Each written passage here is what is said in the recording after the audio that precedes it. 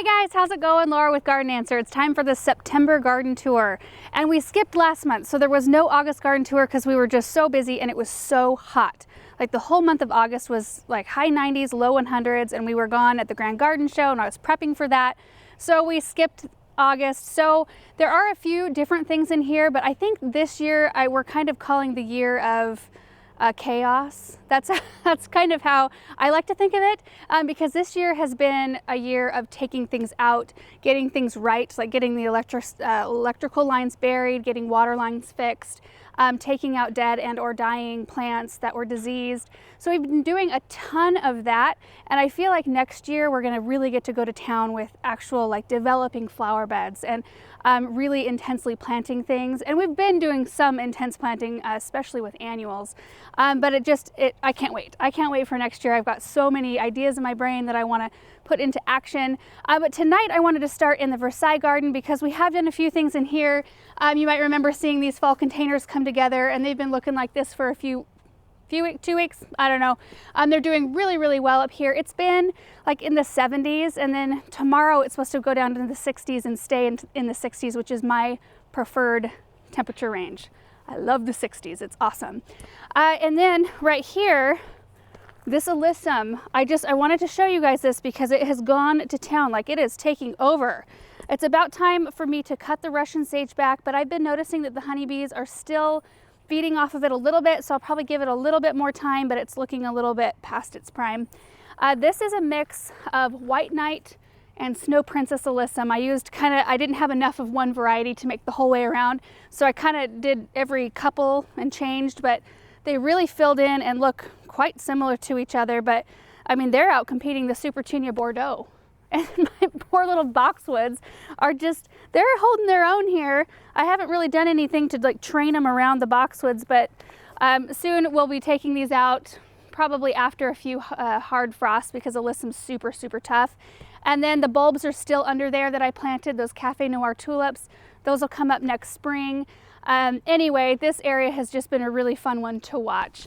And then right here to my left, we had planted Supertunia Bordeaux and Supertunia Limoncello in the corners, and we did take those out. This was a learning curve area for me because this area is watered by our grass sprinklers, and this area gets a lot more water than I thought it did.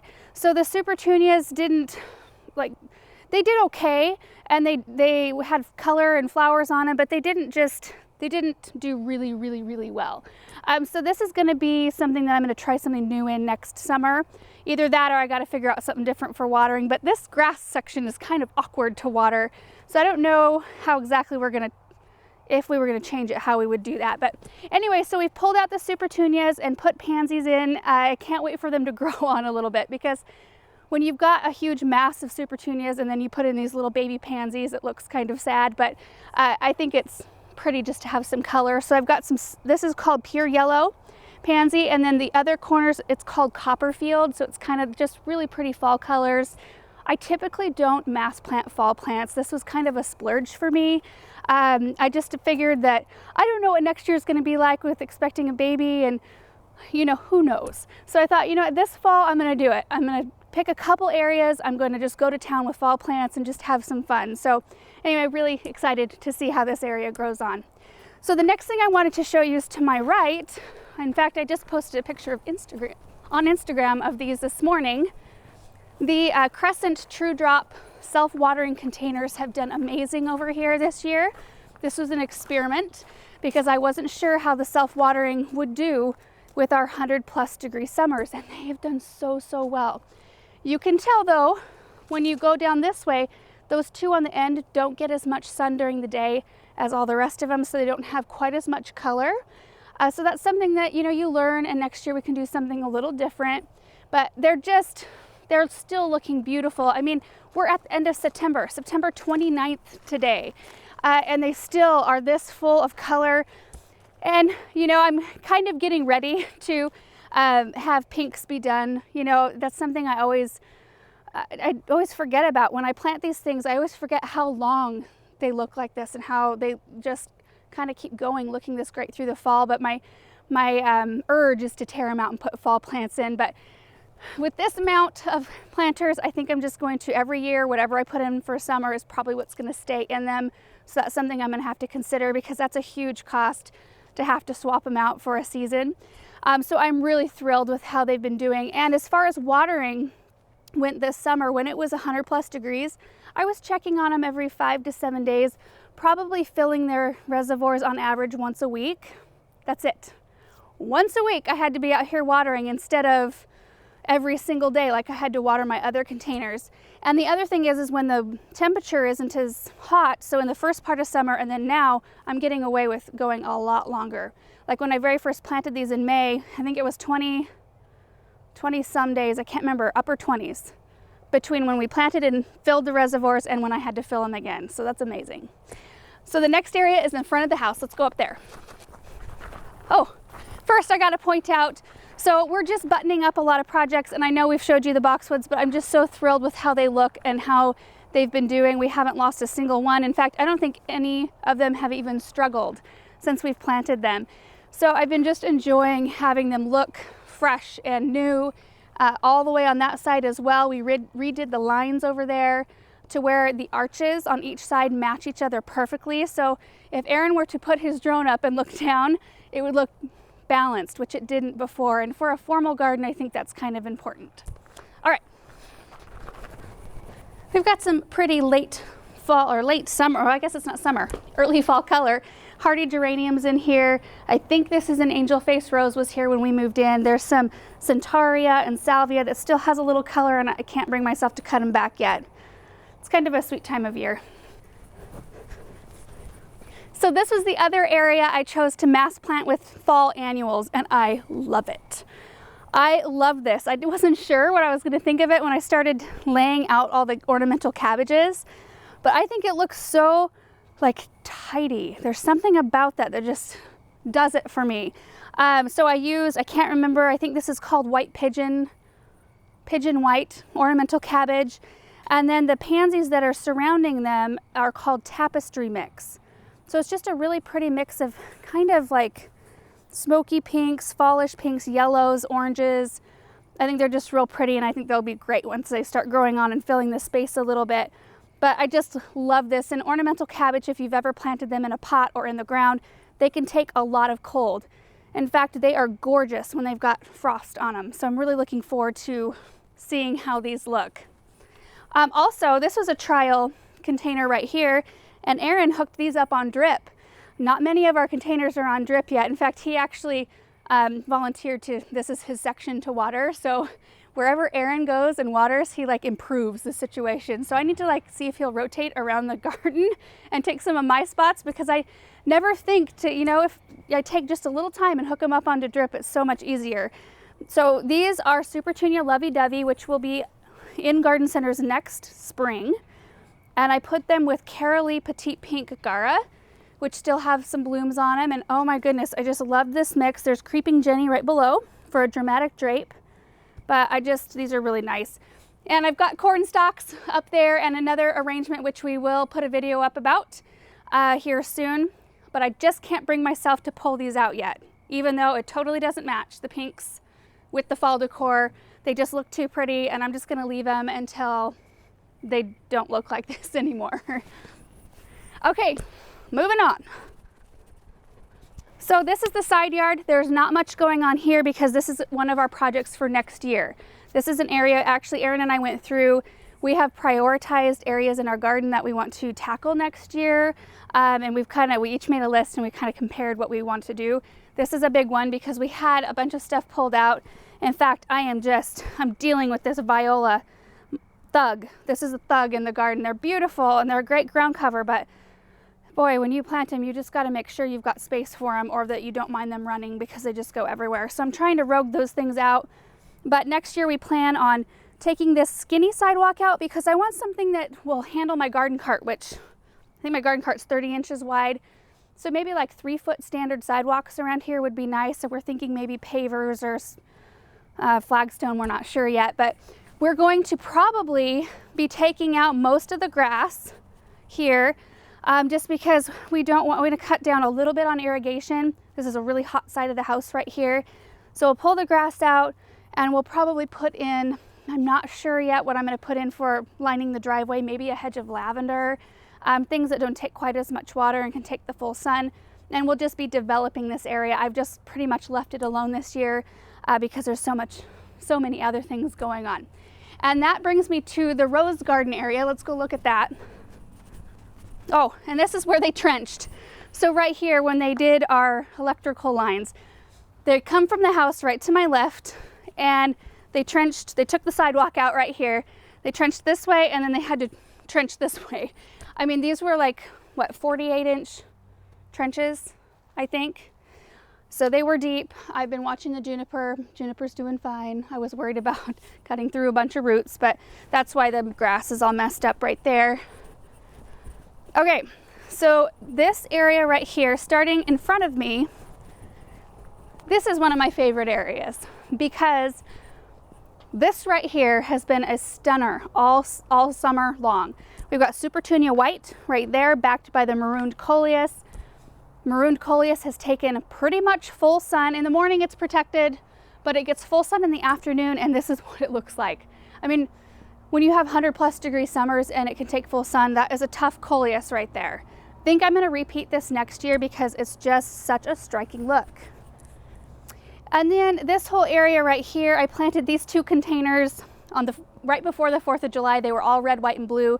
So you guys can be proud of me that I actually kept flowers that are bright fire engine red, which is not typically something I do, but they did really well. I mean, they're starting to peter a little bit because some of our nighttime temps have already been down in the 30s.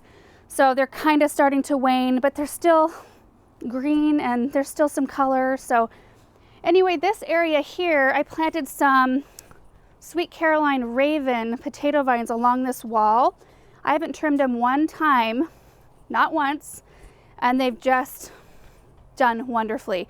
I really like the weight that it brought to this area. I would like to develop a little more back in here. I haven't done much since we moved in. This is kind of how it was. I did plant a bunch of La Belle Epoque tulips in here.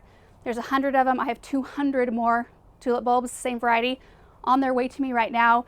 And I'm just gonna deck this area out. So I have 300 La Belle Epoque tulips in this spot.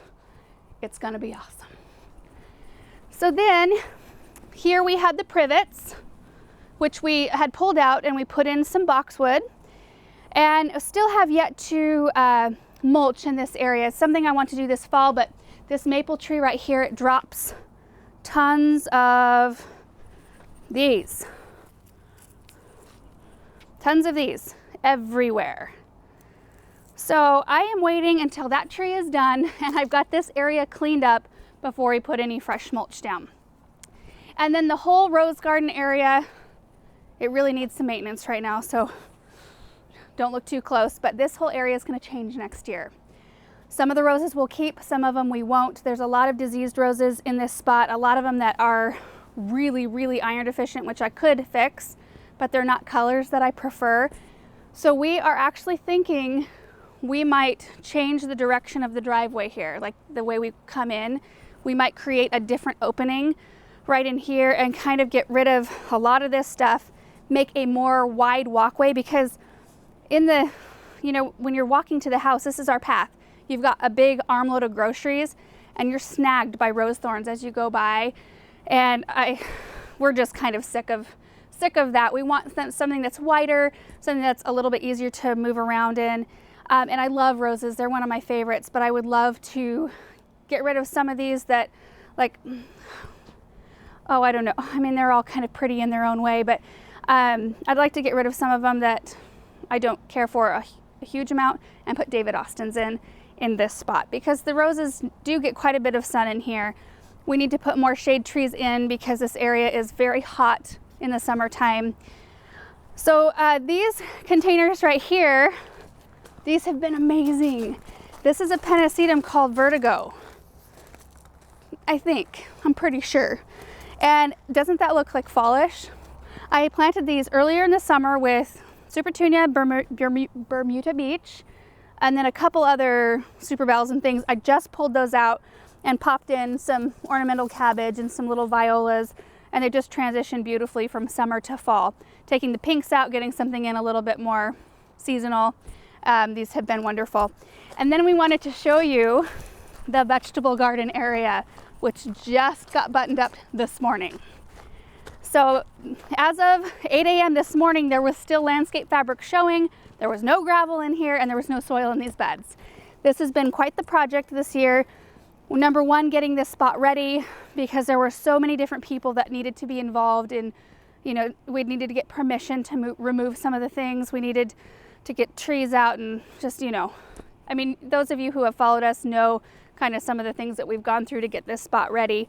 And I'm so thrilled because I have time to put garlic in, and that was my goal, because, you know, it's not finished yet. I have yet to get something for the center. I had it designed this way to where there was a definite center in here. I could put something like a really beautiful pot or a small fountain, something very decorative.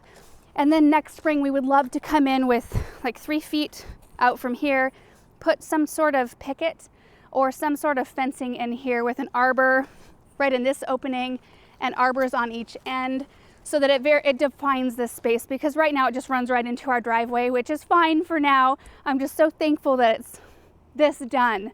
And the soil, let me talk to you about that.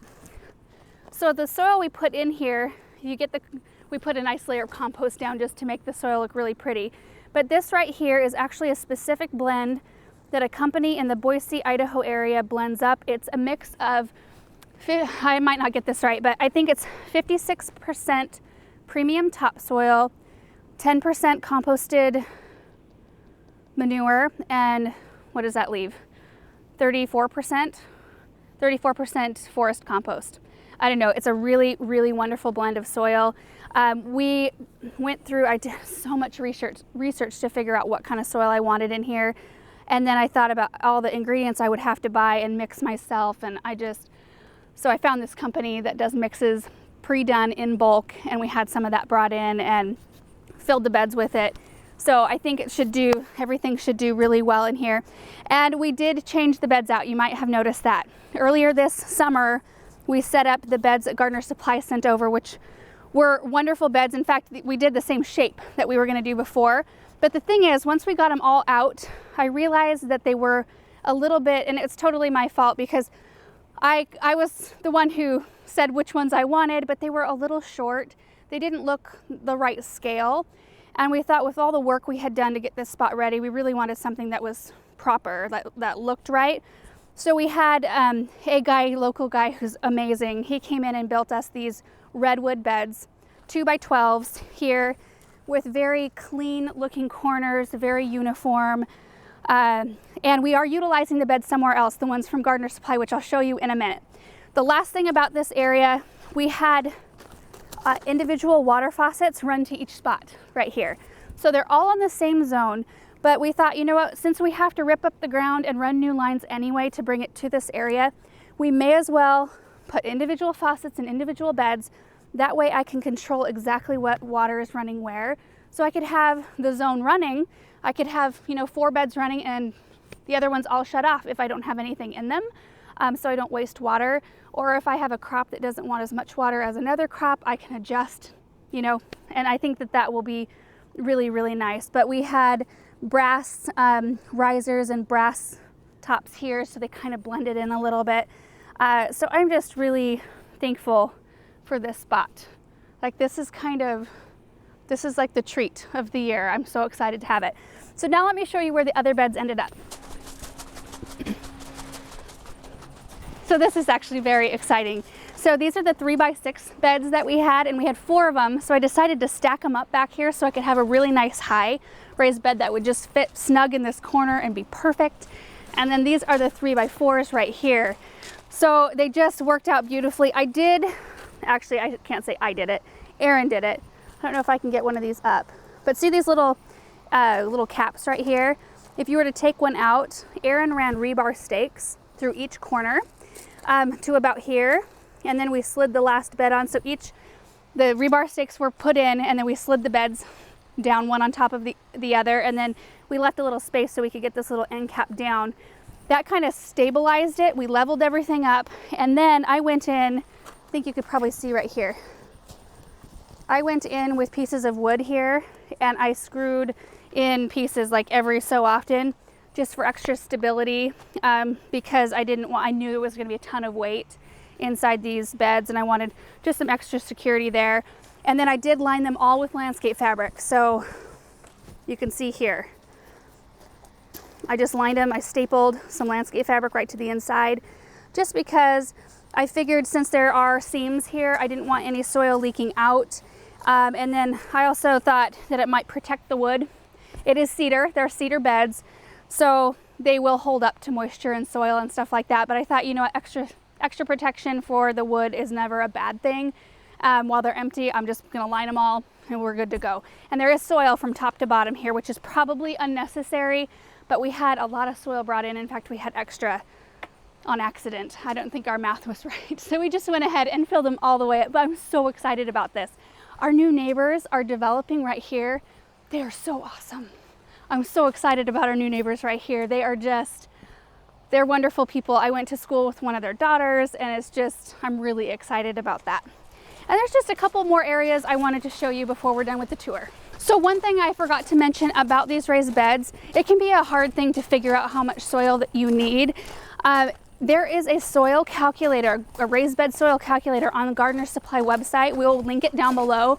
I just had my measurements wrong. That's how come we had extra soil, but it does a great job. You just plug in how many inches or feet your beds are and how deep they are, and it just figures out how many cubic yards of soil you need. So it does all the work for you. You don't have to mess with any formulas or anything. Okay, so this spot right here is we've started to kind of work on.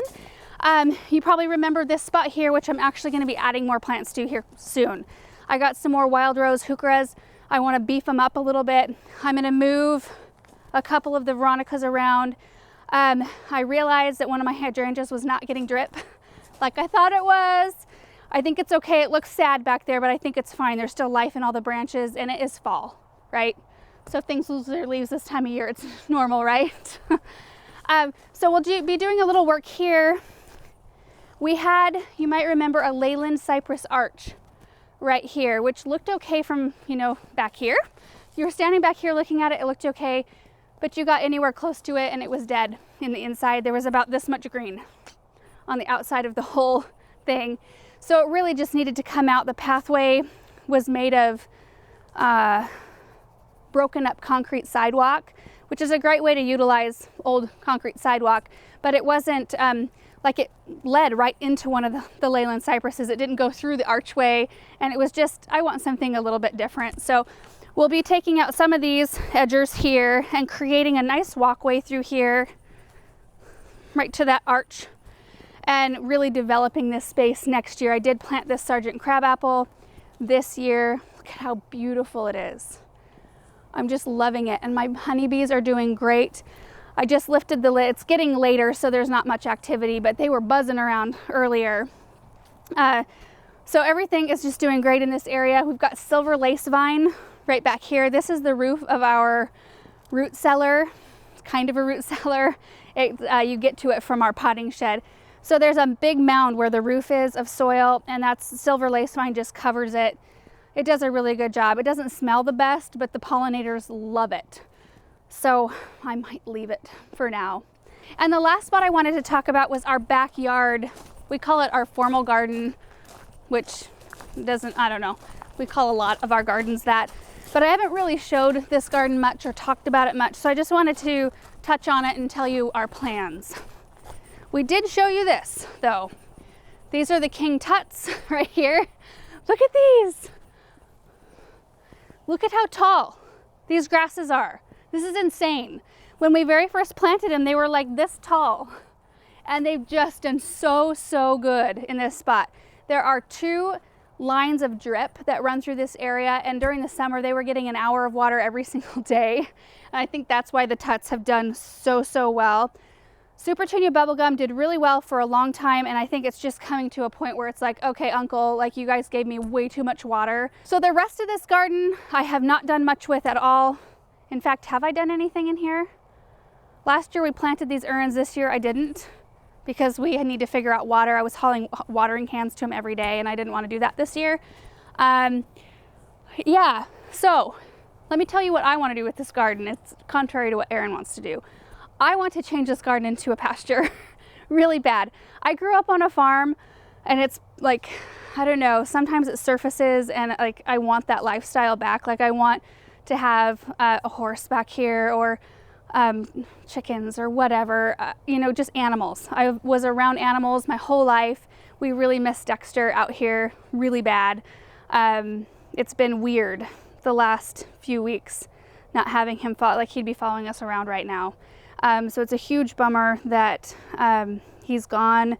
We've talked about getting another kitty soon, and we'll probably will before fall is over, I'm sure. We just love having animals around.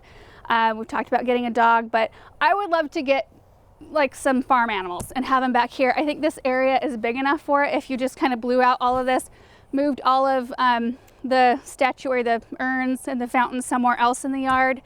I mean, because we certainly have a ton of planting space elsewhere, but I think Aaron would rather plant this area up. So we'll see who wins that argument. He probably will. Planting it up is probably a better plan than having animals, a little less maintenance actually. So we might, if we did a planting back here, we would cut pieces of grass out and kind of create a network of really neat flower beds back here, and just almost use this as a trial ground because it's kind of removed from the rest of our garden. You can see that the driveway kind of breaks it up, you know, it's back in its own little area back here. And in fact, that's why another reason why I didn't plant these urns or turn the fountain on all year is we're not back here.